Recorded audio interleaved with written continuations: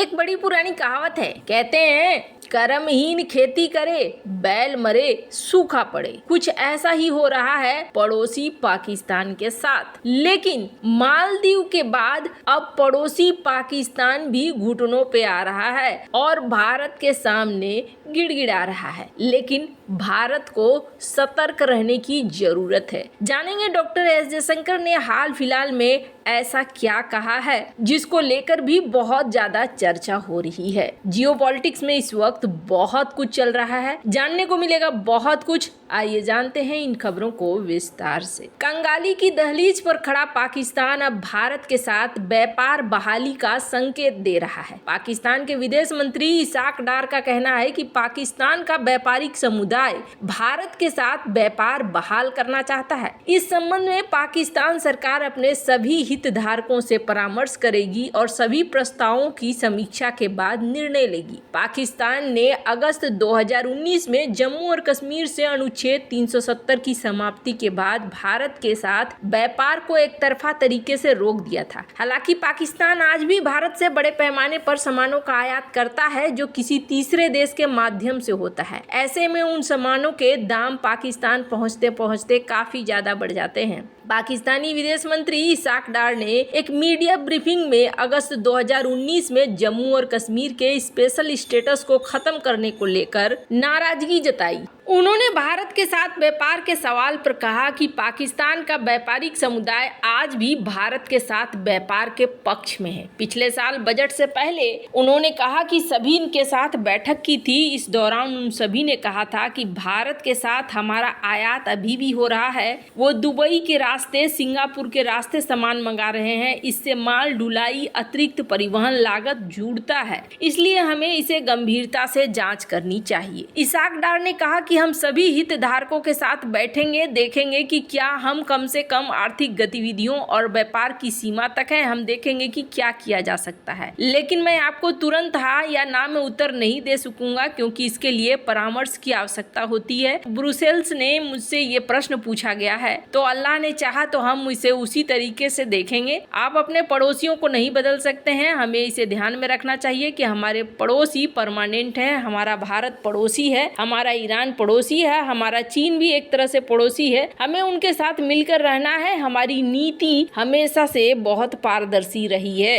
अब पाकिस्तान के अंदर ये हलचल क्यों मचनी शुरू हुई है? तो पाकिस्तान की इकोनॉमी हो रही है धराशायी और धराशायी होती हुई इकोनॉमी को लेकर अब पाकिस्तान और ज्यादा लंबा नहीं खींच सकता है। यही वजह है कि पाकिस्तान यहाँ चाहता है कि अब चीजों को हैंडल किया जाए। वैसे भी कई बार ये चीजें देखने को मिली है कि चाइना के जाल में और भी ज्यादा फंसता ही चला जा रहा है और यही वजह है कि अब चाइना के जाल से निकलने की कोशिश भी कहीं ना कहीं पाकिस्तान कर रहा है। उसे समझ में आ रहा है कि अब चीजें यहाँ पर गड़बड़ हो रही हैं। पर सवाल ये उठता है कि भारत के लिए ये कितना फायदेमंद है और कितना नुकसानदायक है। अगर पैसे की मार पड़ती है पाकिस्तान के ऊपर, उसकी आर्थिक हालात कमजोर रहते हैं तो वो भारत के लिए कहीं ज्यादा बेहतर है, ताकि ऐसा ना हो कि इकोनॉमी अच्छा होते होते वो उन पैसों का इस्तेमाल करना शुरू कर दें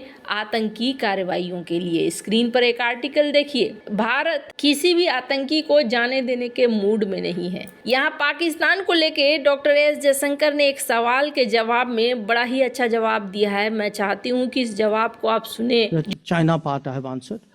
The Pakistan part, look, every country wants a stable neighborhood. It's logical, you know. If you are a person living on a street, you want good neighbors. If nothing else, you want at least a quiet neighborhood. Now, we have been, what shall I say, unfortunate or ill-starred or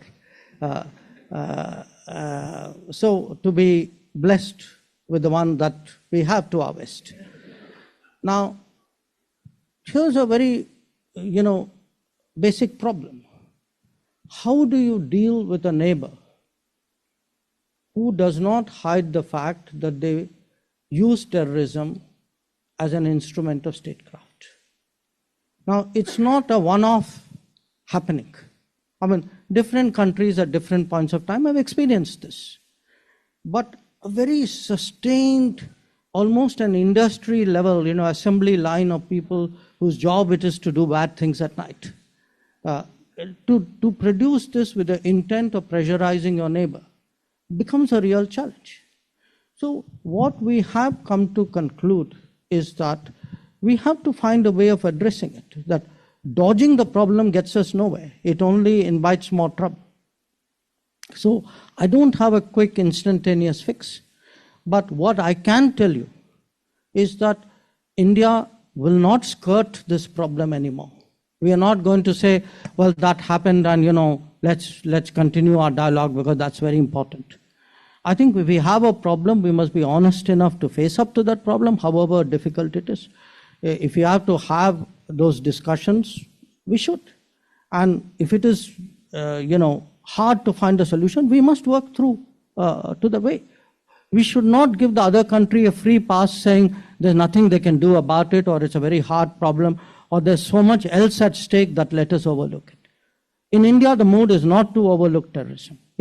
I would say if you look in a way of what are the changes in India which have happened in the last decade plus, a great deal of public anger about a lack of response to terrorism threat has been one factor about the perceptions in politics. So it is a tough one, but it is something on which we will stay the course. The China part I have answered. The Pakistan part, look, every country wants... जो doctor S Jaishankar ने कहा है, doctor S Jaishankar ने यहाँ क्या कहा? यहाँ पे डॉक्टर एस जयशंकर ने साफ किया है कि पाकिस्तान आतंक को एक इंडस्ट्री के रूप में इस्तेमाल करता है, और अगर इंडस्ट्री के रूप में इस्तेमाल करता है तो भारत के लिए पाकिस्तान के साथ व्यापार करना उतना उचित नहीं होने वाला है। वैसे स्क्रीन पर एक खबर देख सकते हैं जिसमें ये कहा जा रहा है कि पाकिस्तान इकोनॉमिक तौर पर चाहे अच्छी स्थिति में ना हो, फिर भी पाकिस्तान भारत के लिए एक बड़ा खतरा है। और ये किसने कहा है? ये सीडीएस अनिल चौहान ने कहा है। तो ये चीजें बता रही है कि भारत को फिर भी सतर्क रहने की जरूरत है। वैसे आपको क्या लगता है, क्या पाकिस्तान के साथ व्यापार करना चाहिए? कई बार पहले भी कई पाकिस्तानी बिजनेसमैन अपनी सरकार को यहाँ तक सलाह दे चुके हैं कि आप कश्मीर मामले को भूल जाइए और भारत के साथ व्यापार करना शुरू कर दीजिए, वरना हमारे हालात बहुत खराब हो जाएंगे अगर हमने एक कश्मीर की रट को लगा के रखा तो। वैसे आपको क्या लगता है इन सब मामले में? आपकी क्या राय है? कमेंट कर जरूर बताएं। जल्द मिलते हैं अगले वीडियो में नई खबर के साथ।